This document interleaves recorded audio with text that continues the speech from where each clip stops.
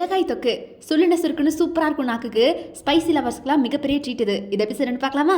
இதோ கிண்ணத்தில் இந்த மாதிரி 4-5 காஞ்ச மிளகா எடுத்து போட்டுக்கோங்க. இது கூட பெரிய சைஸ் புளி போட்டுக்கோங்க.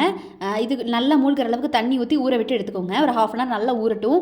இந்த மாதிரி ஸ்டேஜில் ஊற விட்டு எடுத்துகிட்டு நல்லா மிக்ஸி ஜாரில் போட்டு அரைச்சி எடுத்துக்கோங்க ஃபைன் பேஸ்ட்டாக. இதுக்கு நீங்கள் காஷ்மீரி மிளகா கூட யூஸ் பண்ணலாம். உப்பு கொஞ்சமாக யூஸ் பண்ணிக்கோங்க. இப்படி பேஸ்ட் மாதிரி அரைச்சி எடுத்து ஓரத்தில் வச்சுட்டு இப்படி நல்லா எண்ணெய் வந்து சூடானதுக்கப்புறம் இப்படி நல்லா மின்ஸ் பண்ண கார்லிக் சேர்த்துக்கோங்க. பூண்டை வந்து இந்த மாதிரி பொடி பொடியாக நறுக்கும் போது ஒரு ஷார்ப்பான டேஸ்ட் கிடைக்கும். ஸோ கார்லிக்கோட ரியல் ஷார்ப் டேஸ்ட் இப்படி தான் கிடைக்கும். அதனால் இப்படி கட் பண்ணி சேர்த்துக்கோங்க. இது நல்லா வதங்கும் போதே இந்த சின்ன வெங்காயத்தை பொடி பொடியாக கட் பண்ணி ஆட் பண்ணிக்கலாம். சின்ன வெங்காயம் இல்லை அப்படின்னு நினைக்கிறவங்க பெரிய வெங்காயத்தை கூட ஆட் பண்ணிக்கோங்க. பட் சின்ன வெங்காயம் தான் சஜஸ்டடு. ஸோ அது பார்த்து சின்ன வெங்காயம் நல்லா டேஸ்ட்டுக்காக ஆட் பண்ணிக்கோங்க. இப்படி நல்லா வதங்கட்டும். இந்த மாதிரி கோல்டன் ப்ரௌனிஷ் கலர் வந்தோடனே சால்ட் ஆட் பண்ணிக்கோங்க. தேவையான அளவுக்கு உப்பை தூவி விட்டுட்டு நல்லா கிளறி விட்டுக்கோங்க. பாதி பதம் வந்தோடனே நம்ம அரைச்சி எடுத்து வச்சுருக்க மிளகா தொக்கு இருக்குது இல்லையா, அந்த மிளகா பேஸ்ட் எடுத்து உள்ளே ஆட் பண்ணிக்கோங்க. காஷ்மீரி மிளகா இருக்கிறவங்க ஆட் பண்ணிக்கோங்க. இல்லாதவங்க அப்படியே கூட காஞ்ச மிளகா போட்டுக்கோங்க. பிகாஸ் அது கலர் நல்லா கிடைக்கும் காஷ்மீரி மிளகா. ஆனால் நாங்கள் இங்கே ஆட் பண்ணல தான். இப்படி நல்லா அது கிளறி விட்டதுக்கப்புறமா கொதி வரும் கைஸ். அப்போ வந்து லைட்டாக இந்த மாதிரி தண்ணி ஆட் பண்ணிக்கோங்க. தண்ணி ஆட் பண்ணி இப்படி எண்ணெயெல்லாம் பிரிஞ்சு வர வரைக்கும் வெயிட் பண்ணுங்கள். அப்படி பிரிஞ்சு வரும்போது கரெக்டாக ஒரு துண்டு வெள்ளத்தை உள்ளே போட்டுக்கோங்க.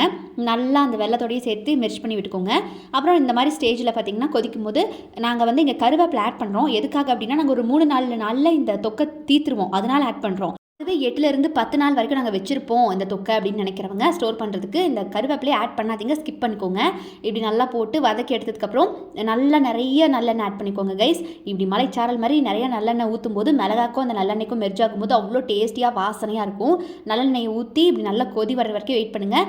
இப்படி லிட்டு போட்டு ஒரு 5 மினிட்ஸ் நல்லா கொதி வரக்கு வெயிட் பண்ணி எடுத்திங்கன்னா அப்படி எண்ணெய் பிரிஞ்சு வந்து மேலே நிற்கும் பாருங்கள். பார்க்கும்போதே கிரேவ் ஆகும். அப்படியே ஒன்று போல் கலந்து விட்டுக்கோங்க. கீழே அடிப்பிடிக்காமல் பார்த்துக்கோங்க. இப்படி நல்லா கலந்து விட்டு அவ்வளோதான், அடுப்பு ஆஃப் பண்ணி எடுத்துருங்க கைஸ். நமக்கு தேவையான மிளகாய் தொக்கு ரெடி ஆகிடுச்சு.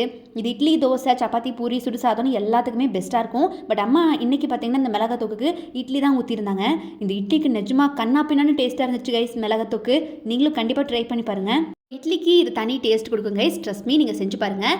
இட்லியை விட தோசைக்கு இன்னும் பர்ஃபெக்டாக இருக்கிற மாதிரி எனக்கு என்னோட பர்சனல் சஜஷன். நீங்கள் செஞ்சு பார்த்துட்டு இட்லிக்கு நல்லா இருக்குமா, தோசைக்கு நல்லா இருக்குதா, இல்லை சாப்பாட்டுக்கா, பூரிக்கா, சப்பாத்திக்கான்னு நீங்களே சொல்லுங்கள். இந்த மாதிரி மிளகாத்தோட கெட்டி சட்னியோட சாம்பாரோட இன்றைக்கி டின்னர் இட்லி தான். நீங்களும் மறக்காமல் செஞ்சு பார்த்துட்டு எப்படி இருந்துச்சுன்னு சொல்லுங்கள்.